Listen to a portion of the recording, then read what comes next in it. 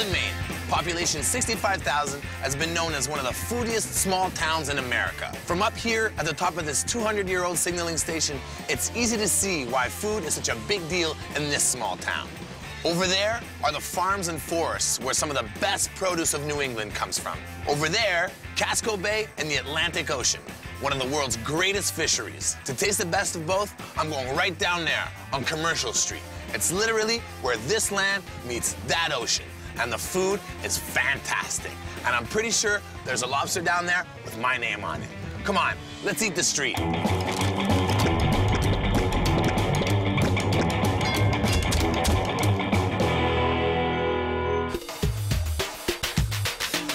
Built on top of old piers back in the 1850s to accommodate all the business the railroad brought to town, this street's a perfect mix of maritime trade, shops, offices, condos, and of course, freshly caught seafood. It's early morning on Commercial Street in Portland, Maine. But if there's one group of people that get up earlier than fishermen, it's bakers. I'm stopping by the Standard Baking Company for today's first batch of legendary sticky buns. Come on. These guys make bread and pastries worth getting up for, thanks to the earliest of the early risers, manager Tim Guzznell.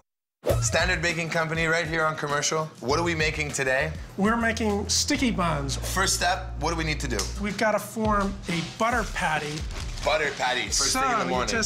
This has been softened in a mixer already. This is actually extra fattening butter because it's European-style butter with a higher fat content. Why the high fat content butter? The moisture in normal butter would leak out, and that tends to make the layers seal, and you want them to separate, and that gives you the flaky texture. And the obvious answer is like fat is also flavor. It's delicious, so, exactly. Okay, good. What's in here? So there's milk powder, sugar, yeast, and salt. We've let it ferment overnight at a cool temperature. All right, so now we're just gonna dump it out on the table. You gotta breathe in a little flour if you want to be a baker.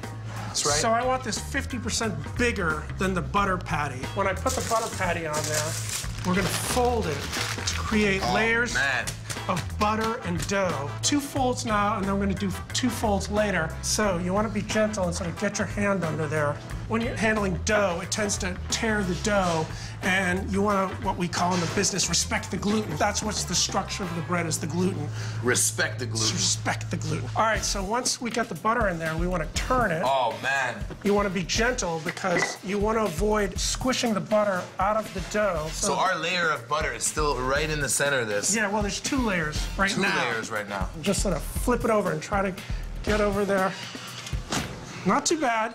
All right, so now we're gonna let it rest. All right, cool. So put that in the walk-in, let it cool down, let it just sit. Just relax. So basically, 3 in the morning, you guys start working, but you will sell and make these way past noon. That's how popular these are. All day long, yeah. They keep pretty well, so that's the nice thing about them. Yeah, well, they won't keep well around me, that's for sure. All right, so it's rested about 25 minutes. And we're gonna give it another fold. Every time we give it a fold, we're just creating more and more thinner layers of butter and dough. The more layers that we create, the better the product will be? There's a certain point where more layers isn't good because you start losing the layers, but there's this sweet spot where you have just the right amount of layers of butter and dough, which creates the flakiness that you're looking for. Beautiful. Right. Let's get to that sweet spot. Okay. So you guys make all these sticky buns by hand? Yep. How many would you make a day? 500. A day? Yeah, one day we'll make 500. No wonder I couldn't get in here yesterday. Now we're ready for the sticky part of the sticky bun. Sticky part of the sticky bun. So we put a couple of scoops of this brown sugar on there. We just want to spread it out as evenly as possible. And now we're going to roll it up. We're going to just fold over maybe 1.5 inches or 2, fold it again, and then we're going to go from the other side and fold it over. And this is going to give the sticky bun its swirling. Once they're about the right size, we grab a bench knife and we cut it down the middle. Once we've got this done, we start slicing them. Beautiful.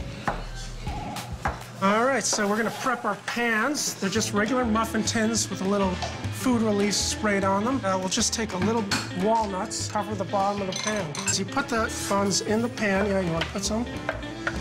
Just stick them right in there? Stick them in there, yep. Fill these up. Now these are gonna go in the walk-in that's set at 48 degrees so that they slowly proof overnight. And how long do you cook these for? About 25 minutes. I love it. So if this recipe was in a book, it would say preparation time, 40 hours. Cooking time, 20 minutes. Yeah. And what do you guys put on top?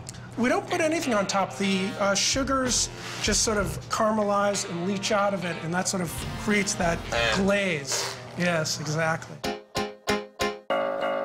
Now we're gonna bake them. 20, 25 minutes? 335, yeah, for 20, 25 minutes. Beautiful. All right, so I can smell it already. and we're gonna flip them out. You can see Oh, it's yeah. all caramelized and good. Oh, Finally, they're done. I gotta try it. Now, this is what I'm talking about when I mean complete breakfast. I love it. good and good for you. Man.